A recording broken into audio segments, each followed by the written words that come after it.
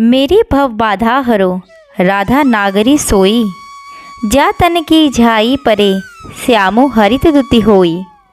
हरे कृष्णा, राधे राधे। दोस्तों, आज मैं आप लोगों के साथ फिर से एक नई कहानी लेकर हाजिर हूँ, भक्त और भगवान के बीच में। आशा करती हूँ ये कहानी आपको अच्छी लगेगी, और अच्छी लगे तो कमेंट में राधे राधे ज़रूर लिखिएगा। दोस्तों, अगर आप भी कृष्ण जी को मानते हैं तो उनकी लीला का अनुभव आपको कभी ना कभी कहीं ना कहीं ज़रूर हो ही जाता है, क्योंकि हमारे कृष्ण जी है ही लीलाधर। ऐसे ही हमारी आज की कहानी में भी हुआ है। एक लड़की थी जो श्री कृष्ण जी की अनन्य भक्त थी।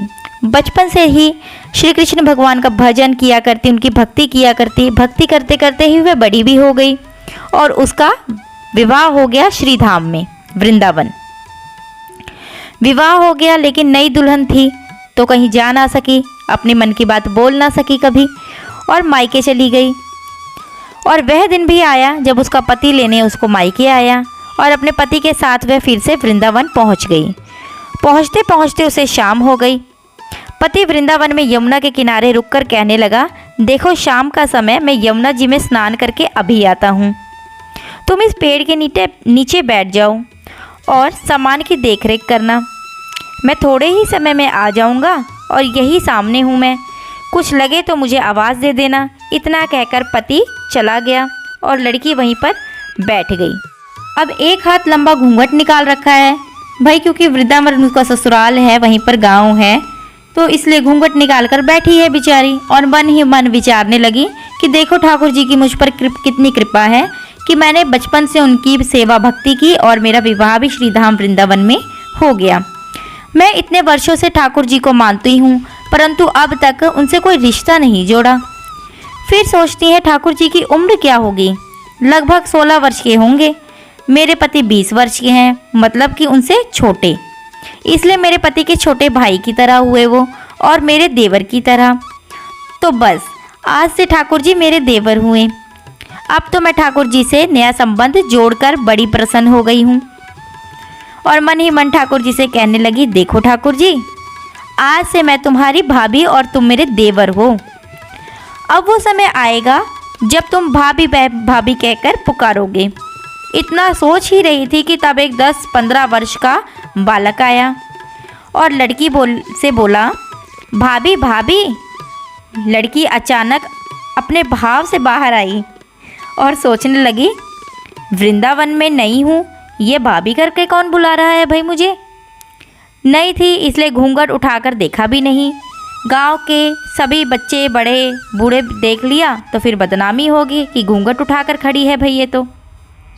वह बालक बार बार भाभी भाभी करके बुला रहा था, लेकिन वह उत्तर ही ना दे। फिर बालक पास आया और बोला, भाभी तनिक अपना चेहरा तो दिखाई दे। अब वह सोचने लगी, अरे ये बालक तो बड़ा ही हठी है, और अपना कसकर घूंघट पकड़कर बैठ गई कि वो कहीं घूंघट ही ना खोल दे उसका। थोड़ी देर बाद उसका पति भी आ गया। उसने सारी बात अपने पति से बताई। पति ने कहा, तुमने मुझे आवाज़ क्यों नहीं दी।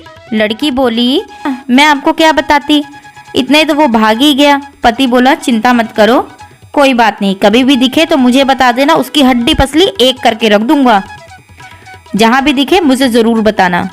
फिर दोनों घर गए। कुछ दिन बाद उसकी सास ने अपने बेटे से कहा, बेटा देख तेरा विवाह हो गया, बहू मायके से भी आ गई, पर तुम दोनों अभी तक बांके बिहारी जी के दर्शन के लिए नहीं गए। कल जाकर बहू को दर्शन करवाए ले आना। अब अगले ही दिन दोनों पति पत्नी ठाकुर जी के दर्शन के लिए मंदिर जाते हैं। मंदिर में बहुत भीड़ लगी हुई है। लड़का कहने लगा, देखो तुम स्त्रियों के साथ आगे जाकर दर्शन करो, मैं भी आता हूँ। अब वह आगे गई और घूंघट उठाती तो डर लगता कि कोई बूढ़ा बुजुर्ग उसको देख ना ले, जान पहचान वाला, कि नई बहू देखो घूंघट उठा के घूम रही है। बहुत देर हो गई।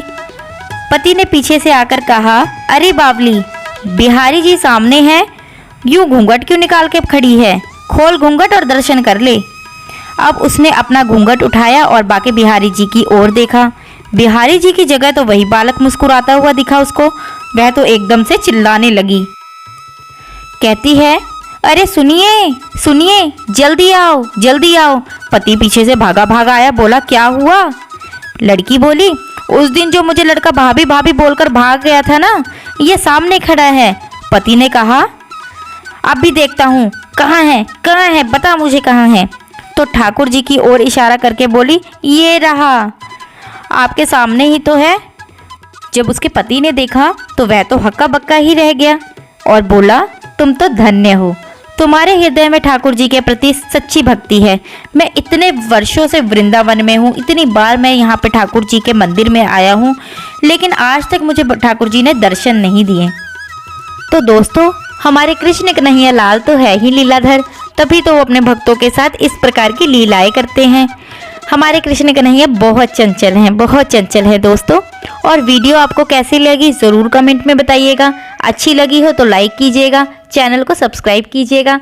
तो मिलती हूँ नेक्स्ट वीडियो में, तब तक के लिए जय श्री कृष्णा, राधे राधे।